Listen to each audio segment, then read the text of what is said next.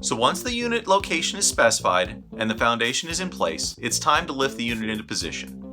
Now it's important to remember there are lifting instructions and safety instructions that should be reviewed in the technical service manual before you start this. It's important to remember only to lift the unit from its designated lift points, which can be found around the perimeter of the base. This could be lugs or eyes, but they are on the base plate itself. There are individual eyes that you'll find on the pump, reducer, and motor that can be used to lift those individual components, but those should not be used to lift the entire weight of the unit. Now, if you have no designated lift points on your base, then you can use lifting straps.